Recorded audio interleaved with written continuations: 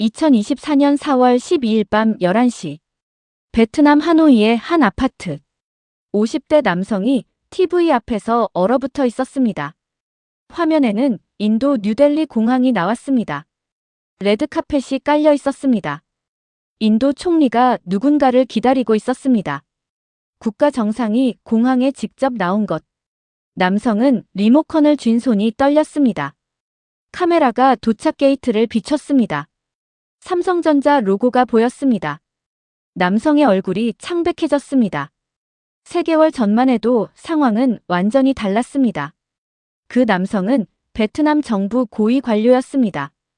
언론이 그를 영웅이라고 불렀습니다.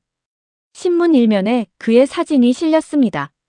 삼성을 굴복시킨 협상가 제목이 그랬습니다. TV 인터뷰 요청이 쏟아졌습니다. 정치인들이 축하 전화를 걸었습니다. 그는 자신감에 차 있었습니다. 베트남이 이제 선진국이라고 말했습니다. 외국 기업이 베트남을 무시하던 시대는 끝났다고 외쳤습니다. 하지만 지금 그는 실직자였습니다. 사표를 썼습니다. 아니 쓸 수밖에 없었습니다. 베트남 국민이 그를 죄인이라고 불렀습니다. 거리에 나가면 사람들이 욕을 했습니다. 집에만 틀어박혀 지냈습니다. 그가 TV에서 본 장면. 인도 총리가 삼성 임원과 악수하는 모습. 그것은 15년 전 자신의 모습이었습니다. 젊은 베트남 공무원이 삼성에게 약속하던 그 모습. 이제 인도가 그 자리에 서 있었습니다. 돌이켜보면 신호는 있었습니다. 2주 전 이상한 소식이 들렸습니다. 삼성 베트남 공장에서 야간 작업이 계속됐습니다. 평소와 달랐습니다. 트럭이 공장을 드나들었습니다. 하지만 아무도 신경 쓰지 않았습니다. 그러던 어느 새벽, 항구 관리자가 전화를 걸어왔습니다. 남성은 그때 이미 사퇴한 후였습니다. 관리자의 목소리가 떨렸습니다. 전 차관님 트럭이 300대나 왔습니다. 전부 삼성 공장에서 나온 겁니다. 남성은 차를 몰고 항구로 갔습니다. 도착했을 때 그가 본 광경. 거대한 컨테이너들이 크레인에 실리고 있었습니다. 하나, 둘, 셋. 멈추지 않았습니다. 남성은 삼성 직원에게 달려갔습니다. 대체 뭘 싣고 있습니까? 직원은 무표정했습니다. 본사 지시입니다. 남성은 컨테이너를 가리켰습니다.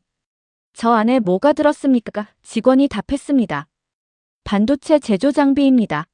남성의 다리에서 힘이 빠졌습니다. 반도체 제조 장비. 베트남이 동남아 기술 허브가 될 수 있는 핵심. 수백조 원의 가치. 그것이 지금 배에 실리고 있었습니다. 남성은 물었습니다. 어디로 갑니까? 배 옆면에 목적지가 적혀 있었습니다. 뉴델리. 인도. 남성은 그 자리에 주저앉았습니다. 해가 뜰 때까지 그는 거기 있었습니다. 화물선이 천천히 항구를 빠져나가는 것을 지켜봤습니다. 베트남의 미래가 멀어지고 있었습니다. 그로부터 석 달. 남성은 매일 뉴스를 봤습니다. 인도 소식이 계속 나왔습니다. 삼성이 인도에 공장을 짓는다는 뉴스. 100억 달러를 투자한다는 발표. 인도 총리가 환영한다는 기사. 그리고 오늘 삼성 임원단이 인도에 도착했습니다. 총리가 직접 마중 나왔습니다. 남성은 화면을 응시했습니다. 총리가 마이크 앞에 섰습니다. 인도는 약속을 지키는 나라입니다. 삼성을 가족처럼 대하겠습니다. 가족처럼. 그 단어가 남성의 가슴을 찔렀습니다. 15년 전 자신이 했던 말. 서울 삼성 본사 회의실에서 떨리는 목소리로 약속했던 말. 삼성을 가족처럼 모시겠습니다. 삼성은 그 말을 믿었습니다. 베트남에 투자했습니다. 15년간 함께 성장했습니다. 하지만 남성은 그 약속을 깼습니다. 욕심이 생겼습니다. 오만해졌습니다. 삼성을 협박했습니다. 그리고 모든 것을 잃었습니다. 남성은 TV를 껐습니다. 어둠 속에 앉아 있었습니다. 15년 전 그날이 떠올랐습니다. 32세 젊은 공무원. 베트남의 미래를 위해 뛰던 시절. 삼성을 만나러 서울에 갔던 기억. 그때는 진심이었습니다. 정말로 베트남을 발전시키고 싶었습니다. 삼성과 함께 꿈을 꿨습니다. 그런데 언제부터 변했을까? 언제부터 파트너가 아니라 적으로 봤을까? 언제부터 신뢰가 아니라 이용으로 생각했을까? 남성은 결심했습니다. 서울로 가야겠다고. 15년 전 그 회의실로 다시 가야겠다고. 이번에는 투자를 받으러 가는 게 아니었습니다. 사과하러 가는 것이었습니다. 깨진 약속에 대해, 배신에 대해 무릎을 꿇어야 했습니다. 남성은 비행기 표를 예약했습니다. 내일 아침 서울행. 그는 알았습니다. 이미 늦었다는 것을. 베트남이 잃어버린 300조는 돌아오지 않는다는 것을. 하지만 적어도 사과는 해야 했습니다.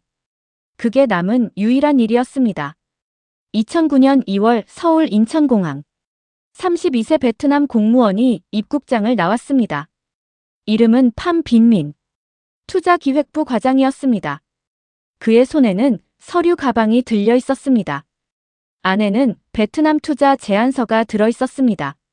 팜은 긴장했습니다. 이번 출장이 베트남의 미래를 바꿀 수 있었습니다.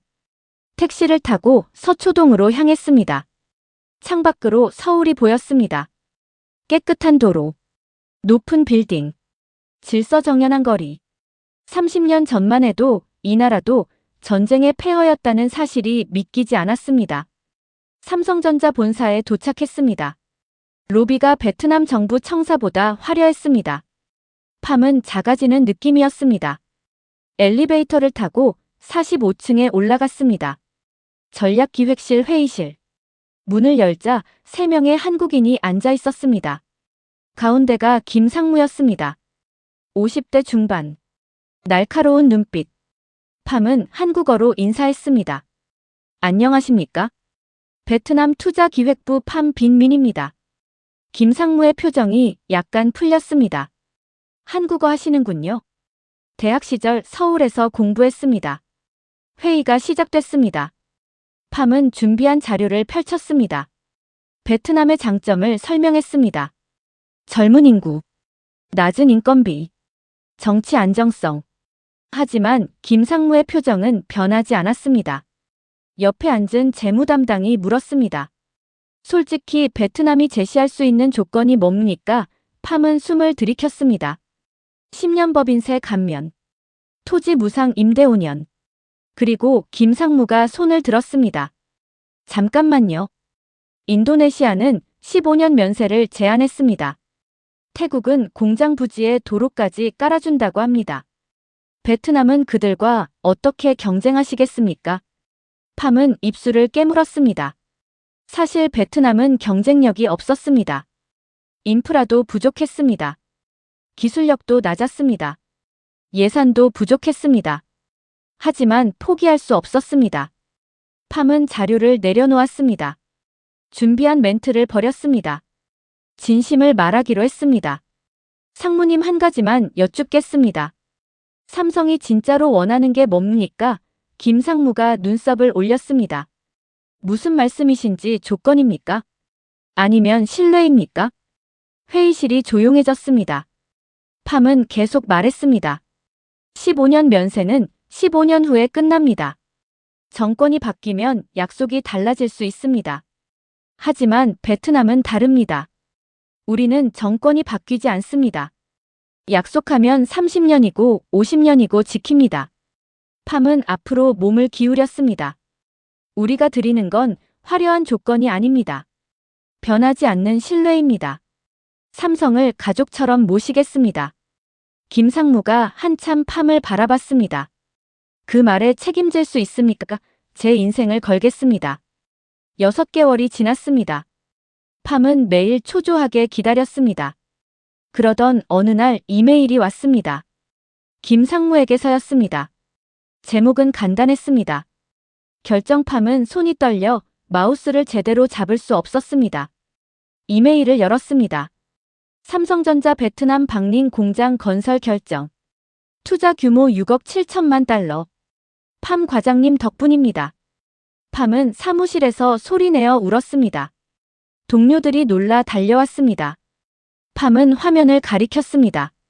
사무실이 환호성으로 가득 찼습니다. 2010년 3월 박링성. 기공식 날이었습니다. 팜은 단상 아래 섰습니다. 삼성 부회장이 직접 왔습니다. 베트남 총리가 옆에 섰습니다. 부회장이 삽을 들었습니다. 땅을 떴습니다. 박수가 터졌습니다. 팜은 눈물이 났습니다. 내가 해냈다는 자부심. 베트남의 미래를 바꿨다는 확신. 그날이 팜의 인생에서 가장 행복한 날이었습니다. 그는 몰랐습니다. 14년 후 자신이 그 모든 것을 무너뜨리게 될 것을. 공사가 빠르게 진행됐습니다. 논밭이 공장으로 바뀌었습니다. 도로가 새로 깔렸습니다. 변전소가 들어섰습니다. 팜이 약속했던 모든 것이 현실이 됐습니다. 삼성이 오니까 정부가 움직였습니다. 예산이 편성됐습니다. 인프라가 구축됐습니다. 2011년 9월 공장이 완공됐습니다. 베트남 청년 2만 명이 일자리를 얻었습니다. 팜은 매달 공장을 찾았습니다. 불편한 점은 없는지 확인했습니다. 문제가 생기면 즉시 해결했습니다. 새벽에 전화가 와도 받았습니다. 주말에 연락이 와도 달려갔습니다. 삼성 법인장이 감사 인사를 했습니다. 팜 국장님 덕분에 공장이 순조롭습니다. 팜은 그때 승진했습니다. 과장에서 국장으로. 2년 만에 파격 승진이었습니다.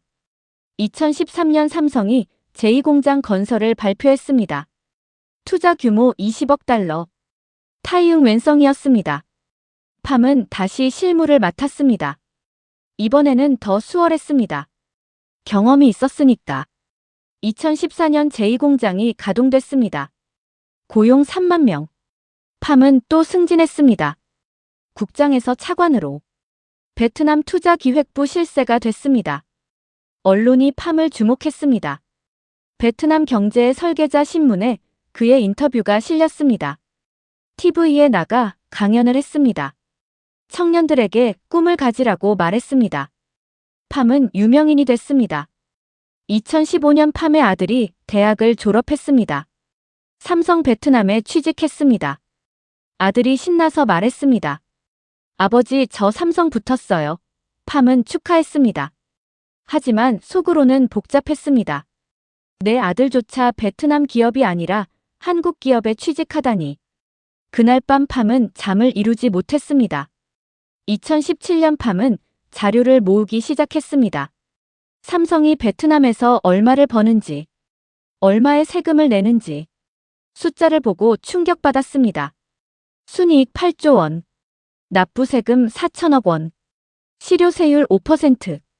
팜은 계산기를 두드렸습니다. 정상 세율이라면 1조 6천억 원을 냈어야 했습니다. 차이가 1조 2천억 원. 그 돈이 한국으로 갔습니다. 팜은 주먹을 쥐었습니다. 그날부터 팜의 마음속에 검은 씨앗이 싹 텄습니다. 언젠가는 받아내야겠다고. 삼성이 벌어간 돈을 토해내게 만들어야겠다고. 그는 아직 몰랐습니다. 그 생각이 얼마나 큰 재앙을 부를지. 2018년 팜은 동료들과 저녁을 먹었습니다. 술자리였습니다. 재무부 국장이 말했습니다. 삼성 덕분에 베트남이 산다던데 다른 동료가 맞장구 쳤습니다. 맞아, 수출의 20%가 삼성일의 팜은 잔을 들이켰습니다. 속으로 생각했습니다. 그게 자랑인가? 그게 위험 아닌가? 우리가 삼성에 종속된 거 아닌가? 집에 돌아와 팜은 밤새 자료를 봤습니다. 다른 나라는 어떻게 하는지. 중국은 외국 기업에게 기술 이전을 요구했습니다. 인도는 현지 부품 사용을 의무화했습니다. 베트남은 아무것도 안 했습니다.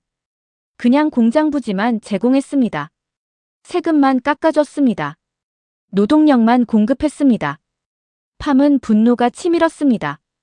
우리가 호구였구나. 2019년 삼성 베트남 법인 매출이 600억 달러를 넘었습니다. 베트남 GDP의 4분의 1이었습니다. 언론이 떠들었습니다. 삼성이 베트남 경제를 견인한다. 정치인들이 칭찬했습니다. 삼성과의 협력이 베트남의 미래다. 팜만 달리 생각했습니다. 이건 협력이 아니라 의존이라고. 베트남이 삼성 없으면 무너지는 구조라고. 팜은 조용히 계획을 세우기 시작했습니다. 어떻게 삼성에게서 더 받아낼 것인가. 하지만 명분이 필요했습니다. 그냥 세금 올리면 국제 문제가 됩니다. 투자협정 위반이 될 수 있었습니다. 팜은 기다렸습니다. 기회를 찾았습니다. 2020년 1월 그 기회가 왔습니다. 코로나19. 전 세계가 멈췄습니다. 중국 광둥성 삼성 공장이 폐쇄됐습니다. 인도 공장도 문을 닫았습니다. 하지만 베트남은 달랐습니다. 정부가 강력하게 방역했습니다. 공장은 계속 돌아갔습니다. 팜은 직접 나섰습니다. 삼성 공장에 방역 물품을 우선 공급했습니다. 노동자 통근 버스를 특별 관리했습니다. 기숙사를 격리시설로 전환했습니다. 팜은 삼성을 위해 모든 것을 동원했습니다. 결과는 놀라웠습니다. 2020년 삼성 베트남 법인 매출 580억 달러. 전년 대비 증가했습니다. 전 세계가 마비된 상황에서 역대 최고 실적이었습니다. 베트남이 플러스 성장을 기록한 유일한 이유였습니다. 언론이 팜을 치켜 세웠습니다. 총리가 직접 표창했습니다. 하지만 팜의 생각은 달랐습니다. 그날 밤 집에서 뉴스를 봤습니다. 삼성전자 본사 발표가 나왔습니다. 베트남 공장 덕분에 글로벌 공급망을 유지했다. 팜은 비웃었습니다. 삼성 덕분이라고. 거꾸로 아닌가. 베트남이 없었으면 삼성은 어떻게 했을까? 중국도 막히고 인도도 막혔을 때 베트남만 돌아갔잖아. 삼성이 베트남 덕분에 살아남은 거지. 팜은 확신했습니다. 이제 우리가 갑이라고. 삼성은 베트남 없이 못 산다고. 팜은 계산기를 두드렸습니다. 2020년 삼성 베트남 순이익 추정 12조 원. 실효세율 5.2%. 납부세금 6천억 원. 정상 세율이라면 2조 4천억 원을 냈어야 했습니다. 차이가 1조 8천억 원. 코로나로 세계가 무너지는 동안 삼성은 베트남에서 12조를 벌었습니다. 그런데 세금은 6천억만 냈습니다. 팜은 이를 악물었습니다. 우리가 온 힘을 다해 방역하고 공장 돌아가게 지원했는데 이게 대가인가? 2021년 상황이 정리됐습니다. 백신이 나왔습니다. 각국이 봉쇄를 풀었습니다. 삼성은 베트남 생산을 더 늘렸습니다. 제3공장 계획을 발표했습니다. 투자 규모 15억 달러. 팜은 법인장을 만났습니다. 법인장이 감사를 표했습니다. 차관님 작년에 큰 도움 받았습니다. 팜은 미소 지었습니다. 하지만 속으로는 차갑게 생각했습니다. 도움이 공짜인 줄 아나. 언젠가 몇 배로 받아낼 거야.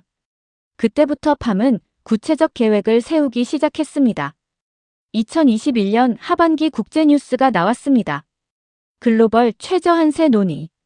경제협력개발기구 주도였습니다. 다국적 기업 조세 회피를 막자는 취지. 최소 15% 법인세 부과. 143개국이 동의했습니다. 한국도 찬성. 베트남도 찬성. 팜은 이걸 봤습니다. 기회였습니다. 드디어 왔다고 생각했습니다. 명분이 생겼습니다. 삼성에게 세금을 더 받아낼 명분. 팜은 장관에게 보고했습니다. 글로벌 최저한세를 적극 도입해야 합니다. 장관이 걱정했습니다. 삼성이 반발하지 않을까 국제 규범입니다. 어쩔 수 없습니다. 팜은 자신만만했습니다. 하지만 세금만 올리면 재미없다고 생각했습니다. 팜은 더 큰 그림을 그렸습니다. 과거 세금도 추징하고 협력업체 지원금도 받아내고 삼성을 완전히 굴복시키는 것. 팜은 먼저 여론을 만들기로 했습니다. 언론에 접촉했습니다. 베트남은 언론 통제가 가능했습니다. 팜이 원하는 기사를 쓰게 만드는 건 어렵지 않았습니다. 2022년 1월 첫 기사가 나왔습니다. 삼성전자 베트남에서 60조 원 벌고 세금은 3조 원뿐 부제목이 자극적이었습니다. 세제 혜택 악용하는 외국 기업들 기사 내용은 팜이 모은 자료였습니다. 물론 익명으로 제공했습니다. 반응이 폭발적이었습니다. 베트남 국민이 분노했습니다. 소셜미디어가 들끓었습니다. 삼성이 우리 피를 빨아먹는다. 외국 기업이 베트남을 착취한다. 세금 제대로 내라. 해시태그가 트렌드에 올랐습니다. 팜은 컴퓨터 화면을 보며 웃었습니다. 됐어. 여론이 만들어졌어. 이제 정치권을 움직여야 했습니다. 팜은 국회의원들을 만나기 시작했습니다. 고급 레스토랑에서, 조용한 사무실에서. 의원님 지금 민심 보셨죠? 글로벌 최저한세 도입을 밀어붙이면 지지율이 오릅니다. 정치인들은 계산이 빨랐습니다. 표가 되는 일이었습니다. 하나둘 동의하기 시작했습니다. 차관님이 뒷받침해 주시면 법안 발의하겠습니다. 팜은 만족했습니다. 모든 게 계획대로였습니다. 그는 몰랐습니다. 삼성도 조용히 계획을 세우고 있다는 것을. 2022년 중반 팜은 두 번째 언론 공세를 펼쳤습니다. 이번에는 더 자극적이었습니다. 삼성 베트남이 키워졌더니 세금 회피 베트남 없었으면 세계 2위 힘들었다. 은혜를 모르는 외국 기업 기사 제목이 그랬습니다. 여론이 다시 들끓었습니다. 이번에는 반항 감정까지 섞였습니다. 한국 기업 다 쫓아내자 베트남을 무시하는 거냐. 팜은 흡족했습니다. 분위기가 무르익었습니다. 이제 마지막 단계만 남았습니다. 2023년 11월 29일 베트남 국회. 글로벌 최저한세 도입안이 표결에 올랐습니다. 찬성 93.5%. 압도적 통과였습니다. 2024년 1월 1일부터 시행. 다국적 기업 실효세율 15% 의무화. 삼성 입장에서는 세금이 거의 3배로 늘어나는 것. 연간 추가 부담 8천억 원 이상. 팜은 국회 방청석에서 지켜봤습니다. 의원들이 박수쳤습니다. 팜도 속으로 환호했습니다. 해냈다. 첫 단계 성공. 하지만 팜은 여기서 멈추지 않았습니다. 더 큰 것을 노렸습니다. 과거 세금 추징. 협력업체 지원금 명목 추가 징수. 삼성을 완전히 무릎 꿇리는 것. 팜은 확신에 차 있었습니다. 삼성은 못 떠난다고. 공장이 3곳이나 있습니다. 설비가 수조 원어치입니다. 16만 명을 고용했습니다. 협력업체가 200개 넘습니다. 어떻게 떠나겠습니까? 삼성은 베트남의 인질이라고 생각했습니다. 2024년 1월 팜은 삼성 법인장을 정부 청사로 불렀습니다. 법인장이 도착했습니다. 비서에게 지시했습니다. 10분 기다리게 하세요. 팜은 일부러 그랬습니다. 2009년에는 자신이 허리를 숙였습니다. 이제는 상황이 바뀌었다는 것을 보여주고 싶었습니다. 15분이 지나 법인장을 들어오게 했습니다.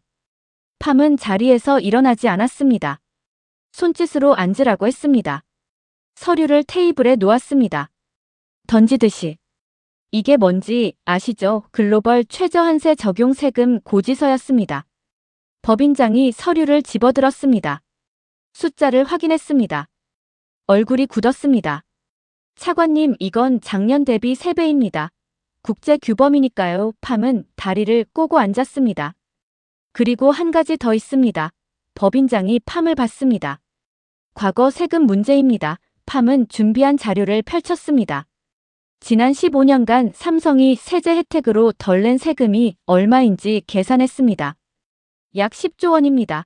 법인장 얼굴이 창백해졌습니다. 차관님, 그건 베트남 정부가 약속한 혜택이었습니다. 그렇죠. 하지만 그게 과연 정당했는지 재검토가 필요합니다. 법인장이 목소리를 높였습니다. 이건 계약 위반입니다. 팜은 손을 들어 말을 끊었습니다. 법 얘기는 그만하시죠. 팜은 앞으로 몸을 기울였습니다. 법대로만 하면 공장이 제대로 돌아갈까요? 세관 통관, 환경 인허가, 전력 공급. 제가 도와주지 않으면 어떻게 되는지 아시잖습니까? 회의실이 얼어붙었습니다. 법인장이 한참 팜을 바라봤습니다. 조용히 물었습니다. 차관님, 정확히 무엇을 원하십니까? 팜은 웃었습니다. 간단합니다. 세금 15% 정상 납부. 과거 세금 일부 추가 납부. 그리고 베트남 경제발전기여금으로 5천억 원이요. 협력업체 지원 명목입니다. 법인장이 고개를 저었습니다.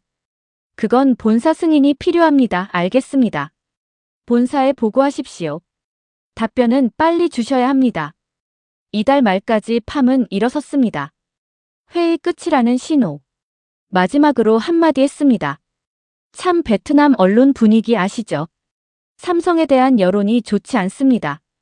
저희가 막아주지 않으면 더 심해질 겁니다. 법인장은 아무 말 없이 나갔습니다. 팜은 창밖을 바라봤습니다. 하노이 시내가 보였습니다. 3일 후 삼성 본사에서 전화가 왔습니다. 의외로 빨랐습니다. 전략기획실 김상무였습니다. 15년 전 팜을 처음 만났던 그 사람. 팜 차관님 오랜만입니다. 김상무님 정말 오랜만이네요. 팜은 여유로운 목소리를 냈습니다. 차관님이 제시하신 조건 본사에서 검토했습니다. 그래서요. 팜은 미소 지었습니다. 수용하겠습니다. 팜은 귀를 의심했습니다. 전부 다요 네. 세금 15%. 과거 세금 일부. 기여금 5천억. 모두 수용하겠습니다. 팜은 전화기를 꽉 쥐었습니다. 이렇게 쉽게 될 줄은 몰랐습니다. 상무님 정말입니까? 네. 베트남과의 관계가 중요하니까요. 김상무 목소리가 담담했습니다. 다만 한 가지 부탁이 있습니다. 말씀하십시오. 계약서 서명은 제가 직접 베트남에 가서 하고 싶습니다. 차관님과 악수하면서요. 팜은 흡족했습니다. 상무가 직접 온다고. 항복하러 오는 거네. 물론이죠. 언제든 환영합니다. 전화를 끊고 팜은 환호했습니다. 주먹을 불끈 쥐었습니다. 해냈어. 삼성이 무릎 꿇었어. 즉시 기자들에게 연락했습니다. 삼성전자가 베트남 정부 요구를 전면 수용했습니다. 다음 날 베트남 신문 일면. 베트남 정부 삼성 길들이기 성공 팜 차관의 강력한 협상력 다국적 기업도 베트남 앞에선 고개 숙여 팜은 영웅이 됐습니다. 정치인들이 축하 전화를 걸었습니다. 장관이 칭찬했습니다. 팜 차관 베트남의 자랑이야. 국회의원들이 다음 선거에 출마하라고 권유했습니다. TV 인터뷰 요청이 쏟아졌습니다. 팜은 카메라 앞에서 당당하게 말했습니다. 삼성 같은 거대 기업도 베트남 앞에서는 어쩔 수 없습니다. 우리는 이제 선진국입니다. 청중이 박수쳤습니다. 팜은 취해 있었습니다. 명예에, 권력에. 그런데 이상한 일이 벌어지기 시작했습니다. 김상무가 베트남에 온다고 했는데 일정이 계속 미뤄졌습니다. 첫 주. 죄송합니다. 본사 일정이 바빠서 다음 주로 둘째 주. 죄송합니다. 이사회 일정과 겹쳐서 셋째 주. 죄송합니다. 부회장님 해외 출장으로 한 달이 지나도 오지 않았습니다. 팜은 불안해지기 시작했습니다. 뭔가 이상한데. 왜 계속 미루지? 그때 팜의 휴대폰에 뉴스 알림이 떴습니다. 삼성전자 인도 타밀나두에 68억 달러 추가 투자. 팜은 눈을 비볐습니다. 인도. 왜 갑자기? 기사를 읽어봤습니다. 더 충격적이었습니다. 삼성전자가 인도를 핵심 생산 거점으로 육성 팜의 손이 떨렸습니다. 뭔가 크게 잘못됐습니다. 2024년 2월 팜은 삼성 본사에 직접 전화를 걸었습니다. 전략기획실 연결을 요청했습니다. 비서가 받았습니다. 김상무님과 통화하고 싶습니다. 상무님은 지금 회의 중이십니다. 저 베트남 투자기획부 차관입니다. 긴급합니다. 잠시만요. 5분이 지났습니다. 비서가 다시 나왔습니다. 죄송합니다. 회의가 길어질 것 같습니다. 나중에 연락드리겠습니다. 팜은 화가 났습니다. 전화를 끊었습니다. 손이 떨렸습니다. 뭔가 잘못되고 있었습니다. 그날 오후 김상무에게서 이메일이 왔습니다. 통화 대신 이메일. 팜은 불안했습니다. 이메일을 열었습니다. 팜 차관님께. 연락이 늦어 죄송합니다. 차관님 제안 조건에 대해 말씀드립니다. 저희는 약속대로 수용하겠습니다. 세금 15% 납부하겠습니다. 다만 한 가지 말씀드릴 게 있습니다. 세금은 이익이 발생하는 곳에서 내는 것입니다. 앞으로 저희 투자 계획을 재조정하겠습니다. 팜은 이메일을 다시 읽었습니다. 투자 계획 재조정 무슨 뜻? 가슴이 철렁했습니다. 그날 저녁 뉴스가 터졌습니다. 삼성전자 베트남 제3공장 건설 무기한 연기 팜은 TV 앞에 얼어붙었습니다. 아나운서가 말했습니다. 삼성전자가 베트남에 계획했던 15억 달러 규모 반도체 패키징 공장 건설을 연기했습니다. 대신 인도에 동일 규모 투자를 결정했습니다. 팜은 리모컨을 떨어뜨렸습니다. 다음 날 아침 더 큰 충격. 휴대폰이 울렸습니다. 하노이 산업단지 관리소장이었습니다. 차관님, 이상한 일이 있습니다. 무슨 일입니까? 삼성 공장에서 야간 작업이 계속되고 있습니다. 평소와 다릅니다. 뭐가 다릅니까? 설비를 분해하는 것 같습니다. 트럭이 자꾸 드나듭니다. 팜은 심장이 쿵 내려앉았습니다. 지금 당장 확인하십시오. 네, 차관님. 1시간 후 다시 전화가 왔습니다. 차관님, 제조라인 일부를 해체하고 있습니다. 컨테이너에 싣고 있습니다. 팜은 소리쳤습니다. 당장 멈추게 하십시오. 법적 근거가 없습니다. 자기 소유 장비를 옮기는 건 합법입니다. 팜은 전화를 끊고 차에 올랐습니다. 공장으로 향했습니다. 도착했을 때 현장 책임자를 찾았습니다. 대체 뭘 하는 겁니까? 책임자가 무표정하게 답했습니다. 본사 지시로 설비 일부를 이전합니다. 어디로 옮깁니까? 인도 노이다 공장입니다. 팜은 다리에 힘이 풀렸습니다. 왜 갑자기 이러는 겁니까? 생산 거점 다변화입니다. 책임자는 더 이상 대답하지 않았습니다. 팜은 공장을 나왔습니다. 차 안에서 한참을 앉아 있었습니다. 일주일 후 더 큰 뉴스가 터졌습니다. 삼성전자 인도 공장 생산 능력 3배 확대. 갤럭시 폴더블 시리즈 인도 현지 생산 결정. 원래 베트남에서 만들던 제품 이제 인도로 옮겨갔습니다. 팜은 본사에 다시 전화를 걸었습니다. 이번에는 김상무가 받았습니다. 상무님, 대체 무슨 일입니까? 차관님, 저희가 약속 지켰습니다. 세금 15% 내겠다고 했습니다. 그런데 왜 공장을 옮깁니까? 김상무 목소리가 담담했습니다. 차관님, 저희가 세금을 낼 거면 세금을 낼 이익이 발생하는 공장이 어디 있어야겠죠? 팜은 숨이 막혔습니다. 무슨 말씀이십니까? 간단합니다. 세금 15% 내겠습니다. 약속드렸으니까요. 다만 그 세금을 낼 만한 이익이 발생하는 공장이 베트남에 있어야 하는데 만약 그 공장이 인도에 있으면 어떻게 될까요? 팜은 말문이 막혔습니다. 차관님, 저희가 뭘 약속했는지 다시 말씀드리겠습니다. 세금 내겠다고 했지 공장을 베트남에 두겠다고 한 적은 없습니다. 전화 너머로 김상무의 차가운 미소가 느껴졌습니다.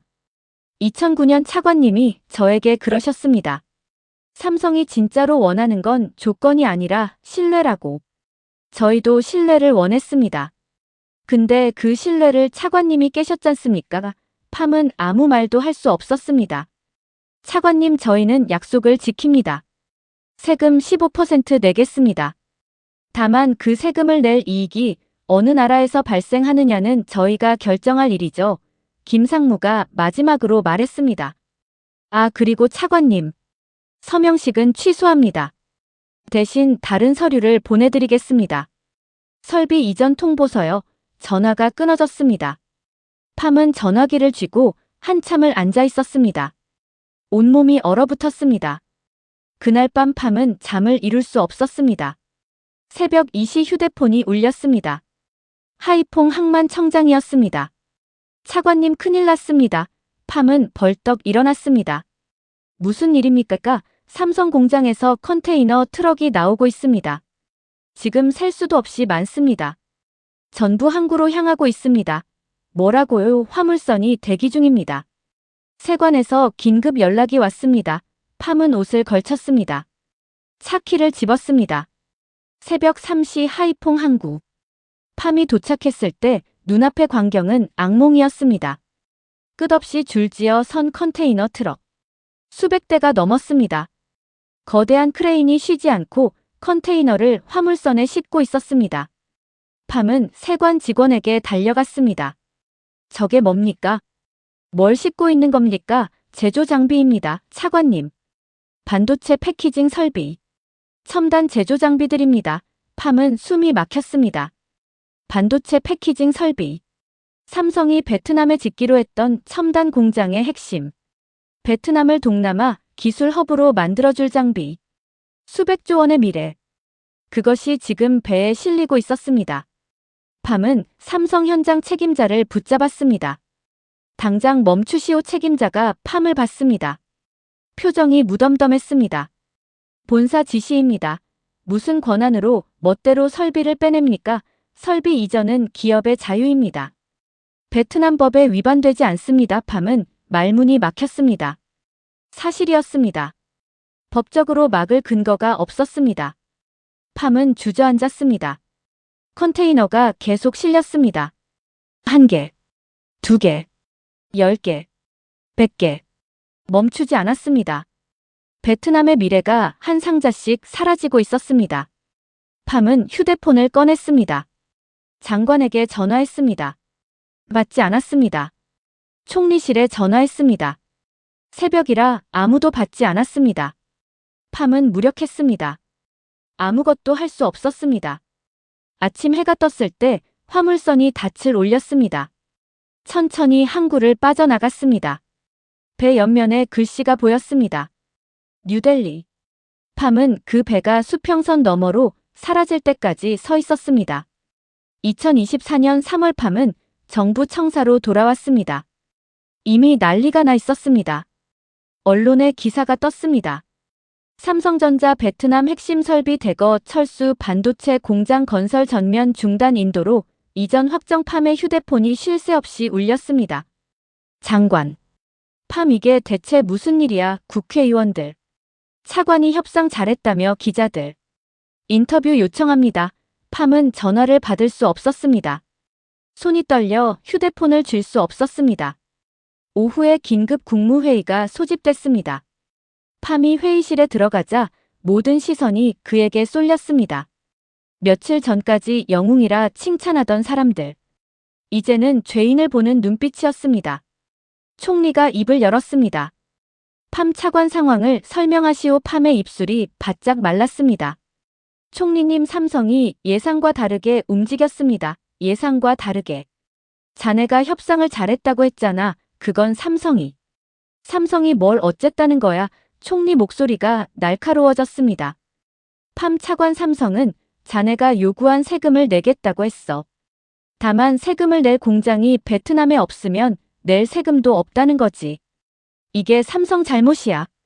자네가 바보야. 회의실이 조용해졌습니다. 팜은 고개를 들 수 없었습니다. 장관이 보고서를 읽기 시작했습니다. 현재 확인된 상황입니다. 삼성 반도체 패키징 공장 건설 전면 중단. 기존 스마트폰 생산 라인 30% 인도 이전 결정. 협력업체 120개사 이상 연쇄 도산 우려. 실직 예상 인원 최소 5만 명. 숫자가 하나씩 팜을 찔렀습니다. 외국인 투자자 반응입니다. 베트남 증시에서 외국인 자금 1조 2천억 원 유출. 다른 글로벌 기업들도 투자 재검토 움직임. 신용평가사 베트남 신용등급 하향 검토. 총리가 팜을 똑바로 봤습니다. 팜 차관, 자네가 삼성을 압박해서 얻으려 했던 게 뭐야? 세금 몇 조. 그 세금 받으려다 300조 원짜리 미래를 날린 거야. 팜은 아무 말도 할 수 없었습니다. 회의가 끝나고 사무실로 돌아왔습니다. 책상 위에 서류가 놓여 있었습니다. 인도 정부 공식 발표문. 떨리는 손으로 집어들었습니다. 인도 정부는 삼성전자의 대규모 투자를 환영합니다. 인도는 삼성에게 10년간 법인세 면제, 공장 부지 무상 제공, 전용 도로 및 항만, 인프라 구축을 약속합니다. 모디 총리가 직접 삼성 임원단을 공항에서 맞이할 예정입니다. 팜은 그 자리에 주저앉았습니다. 10년 면세, 무상 부지, 전용 인프라. 2009년 베트남이 삼성에게 제안했던 것. 아니, 더 파격적이었습니다. 팜은 깨달았습니다.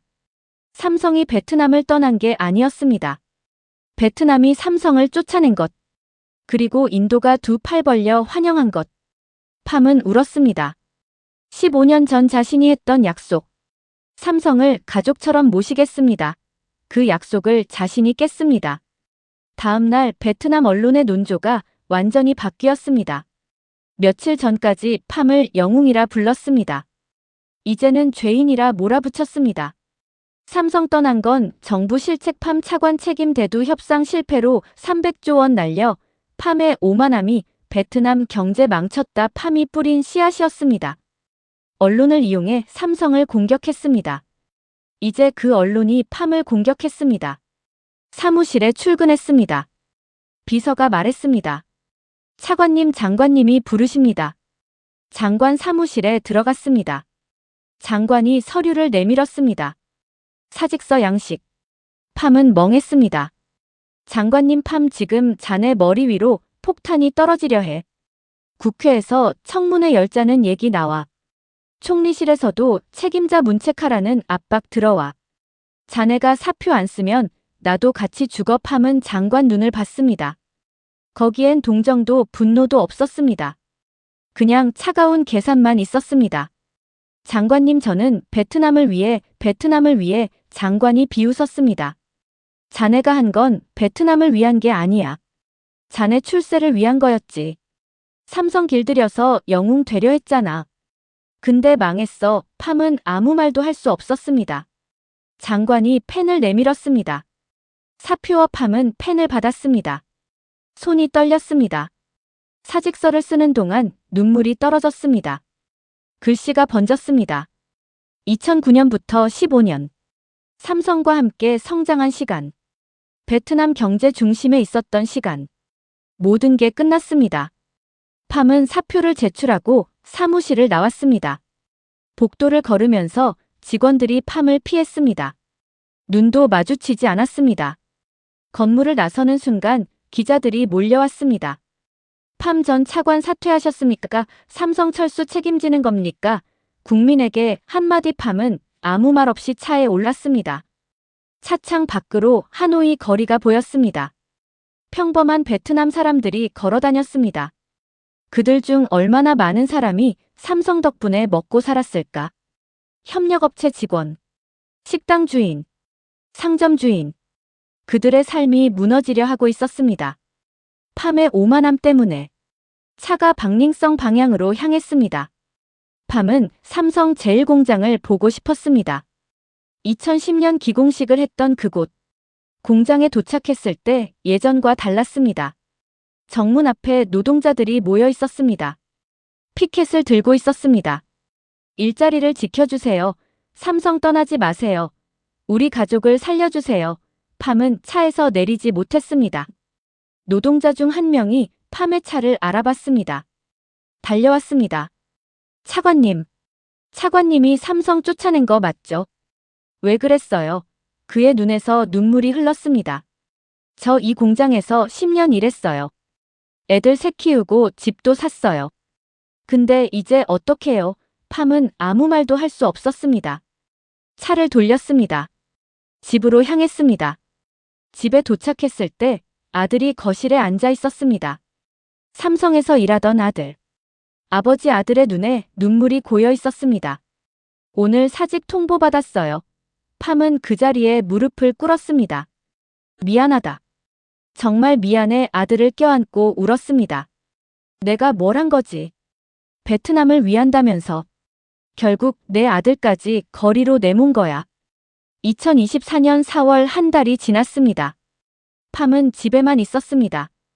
밖에 나갈 수 없었습니다. 거리에 나가면 사람들이 알아보고 욕을 했습니다. 저 인간이 삼성 쫓아낸 놈, 베트남 경제 망친 죄인. 한때 영웅이라 불렀던 사람들. 이제는 죄인이라 불렀습니다. TV에서는 매일 뉴스가 나왔습니다. 삼성 철수 여파. 협력업체 150개사 도산. 박링성 실업률 25% 돌파. 외국인 투자 급감. 더 충격적인 건 인도 뉴스였습니다.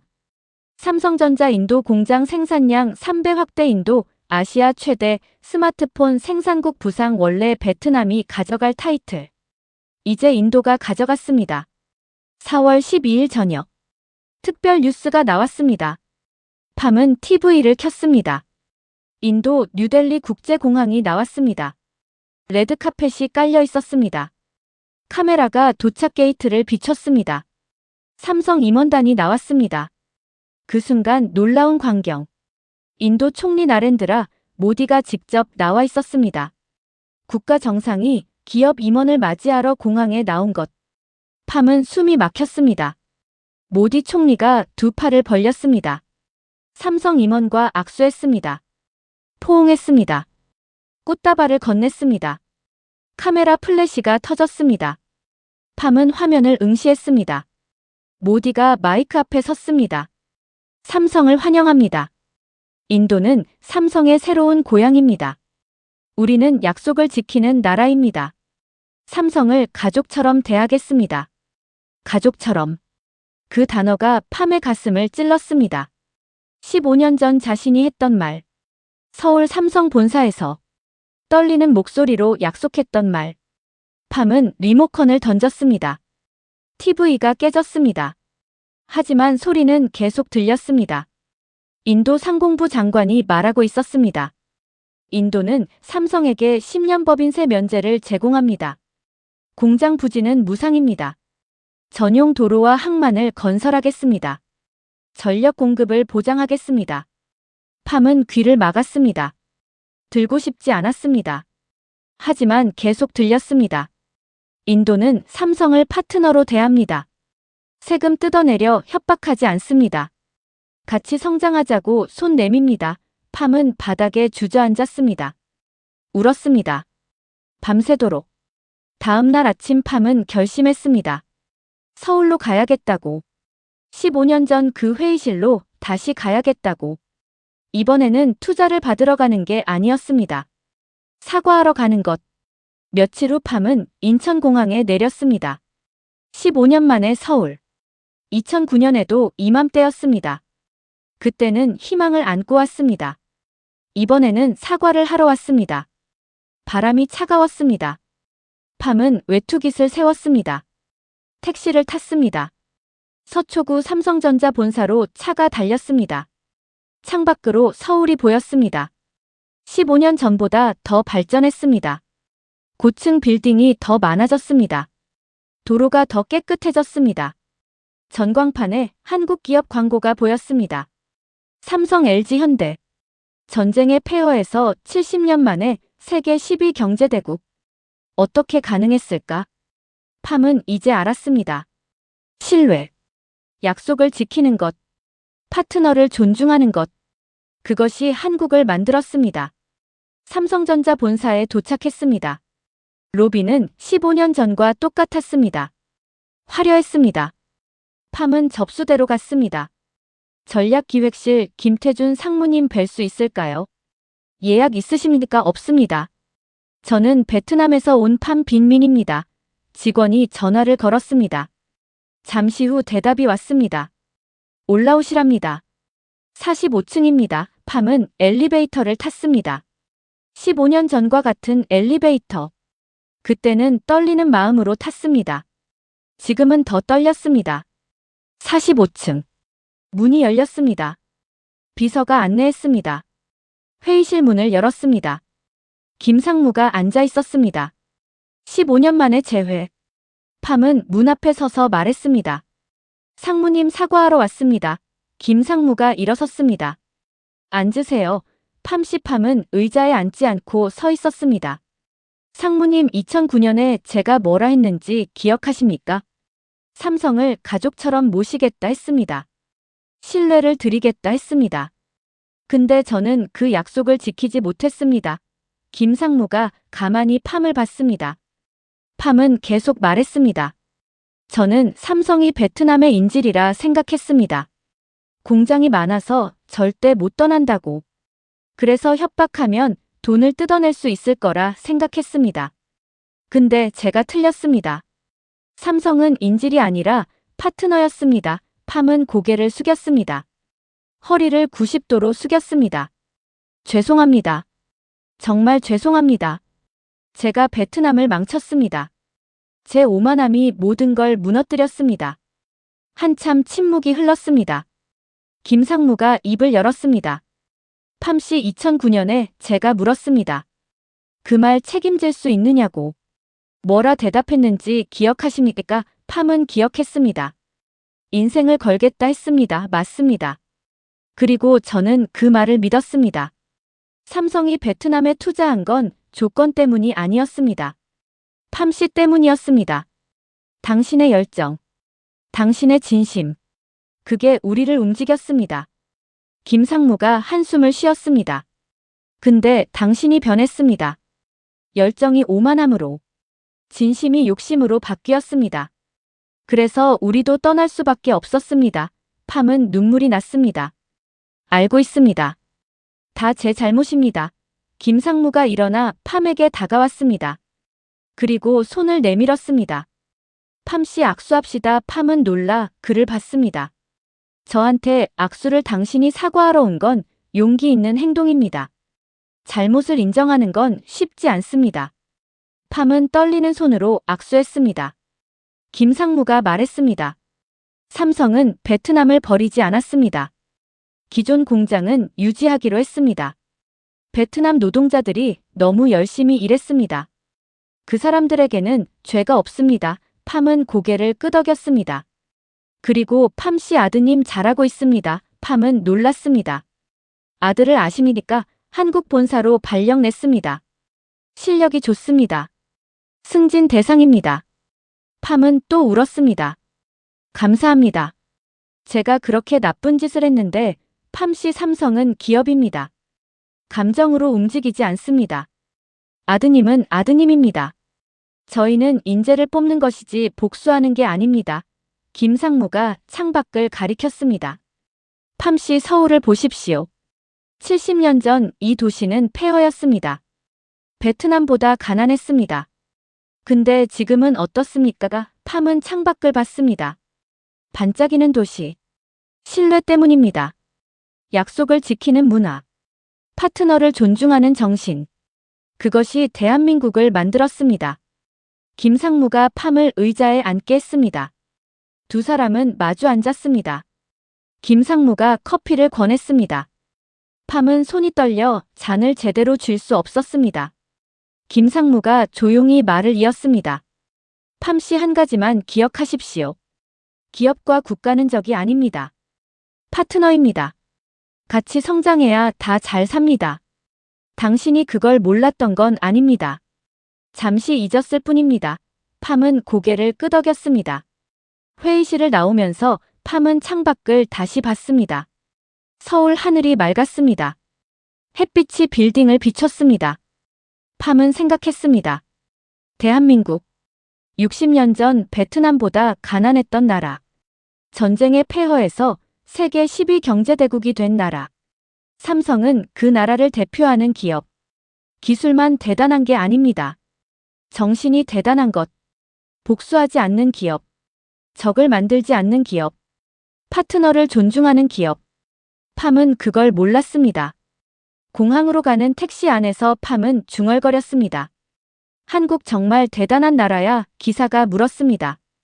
외국인이세요? 한국 어때요? 팜은 웃으며 답했습니다. 배울 게 많은 나라입니다. 정말 많습니다. 인천공항에서 비행기를 기다렸습니다.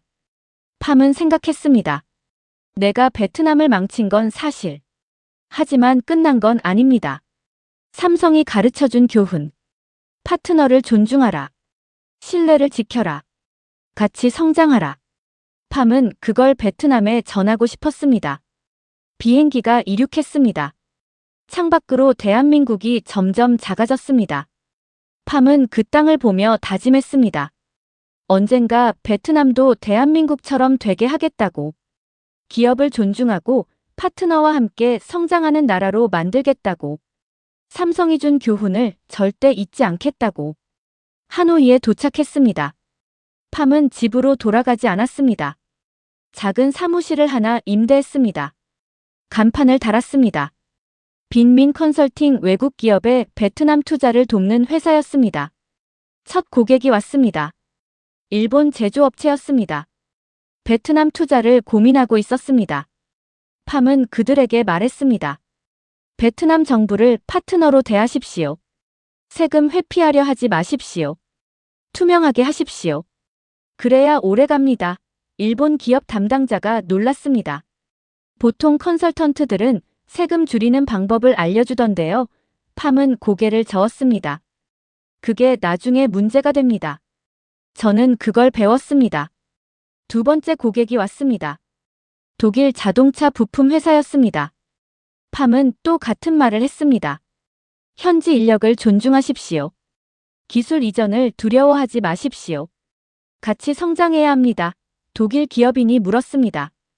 기술 이전하면 나중에 경쟁자가 되지 않습니까? 팜은 답했습니다. 그래도 해야 합니다. 일방적 관계는 오래가지 못합니다. 저는 그것도 배웠습니다. 팜의 회사는 조용히 성장했습니다. 6개월이 지났습니다. 팜은 베트남 경제 세미나에 초청받았습니다. 강연을 요청받았습니다. 팜은 고민했습니다. 자신이 무슨 자격으로 강연을 하나. 하지만 전해야 할 이야기가 있었습니다. 세미나장에 섰습니다. 청중이 가득 찼습니다. 대부분 젊은 베트남 공무원들이었습니다. 팜은 마이크를 잡았습니다. 안녕하십니까? 팜 빈민입니다. 여러분은 저를 아실 겁니다. 삼성을 쫓아낸 사람으로. 청중이 웅성거렸습니다. 팜은 계속 말했습니다. 저는 오늘 제 실패를 말하러 왔습니다. 어떻게 300조 원을 날렸는지, 왜 베트남 경제를 무너뜨렸는지. 청중이 조용해졌습니다. 팜은 15년의 이야기를 했습니다. 2009년 서울에서 했던 약속. 15년간 삼성과 함께 성장한 시간. 그리고 어떻게 오만해졌는지, 어떻게 신뢰를 깼는지, 어떻게 모든 것을 잃었는지. 청중이 숨죽여 들었습니다. 저는 삼성이 베트남의 인질이라 생각했습니다. 하지만 틀렸습니다. 파트너를 인질로 만들 수 없습니다. 파트너를 적으로 대하면 모든 것을 잃습니다. 팜의 목소리가 떨렸습니다. 신뢰는 쌓는데 15년 걸렸습니다. 무너지는 데는 4일이면 충분했습니다. 청중 중 한 명이 손을 들었습니다. 전 차관님, 그럼 우리는 외국 기업에게 계속 양보만 해야 합니까? 팜은 고개를 저었습니다. 양보가 아닙니다. 존중입니다. 파트너를 존중하면 그들도 우리를 존중합니다. 하지만 협박하면 그들은 떠납니다. 팜은 마지막으로 말했습니다. 여러분, 대한민국을 보십시오. 70년 전 우리보다 가난했습니다. 지금은 세계 10위입니다. 왜 가능했을까요? 기술 때문입니까? 아닙니다. 신뢰 때문입니다. 약속을 지키는 문화. 파트너를 존중하는 정신. 그것이 대한민국을 만들었습니다. 강연이 끝나고 한 청년이 다가왔습니다. 차관님, 저는 투자기획부 신입입니다. 차관님 이야기 감명 깊게 들었습니다. 팜은 그 청년을 봤습니다. 15년 전 자신의 모습이 보였습니다. 32세. 야심만만. 베트남의 미래를 꿈꾸던. 팜은 청년의 어깨에 손을 올렸습니다. 젊은 친구, 부탁이 있습니다. 말씀하십시오. 제 실수를 반복하지 마십시오. 파트너를 존중하십시오. 약속을 지키십시오. 오만하지 마십시오. 청년이 고개를 끄덕였습니다. 2024년 말. 베트남 경제는 서서히 회복하고 있었습니다. 삼성은 기존 공장을 유지했습니다. 일부 생산 라인도 복귀했습니다. 완전히 예전으로 돌아가지는 않았습니다.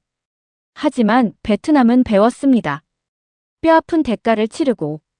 파트너를 적으로 만들면 안 됩니다. 신뢰를 깨면 다 잃습니다. 오만함이 나라를 망칩니다. 팜은 지금도 작은 사무실에서 일합니다. 외국 기업에게 조언합니다. 베트남을 파트너로 대하십시오. 베트남 기업에게도 말합니다. 외국 기업을 존중하십시오. 팜이 항상 하는 말이 있습니다. 기업을 파트너로 대하십시오. 세금 뜯어내려 하지 마십시오. 같이 성장해야 다 잘 삽니다. 삼성이 가르쳐준 말. 그리고 팜은 대한민국을 존경합니다. 전쟁의 폐허에서 세계 10위 경제대국을 만든 나라. 삼성, 현대, LG 같은 기업을 키운 나라. 실패해도 다시 일어서는 나라. 대한민국의 저력은 기술이 아닙니다. 정신입니다. 포기하지 않는 정신. 신뢰를 지키는 정신. 파트너를 존중하는 정신. 베트남에 전합니다. 대한민국 정말 대단한 나라입니다. 그리고 대한민국 기업은 절대 만만하지 않습니다. 신뢰를 깨는 자에게는 단호합니다. 파트너에게는 따뜻합니다. 그게 대한민국의 방식입니다. 팜은 매일 아침 사무실에 출근하며 다짐합니다. 오늘도 신뢰를 전파하자. 오늘도 파트너십을 가르치자. 그것이 팜이 베트남을 위해 할 수 있는 마지막 일입니다.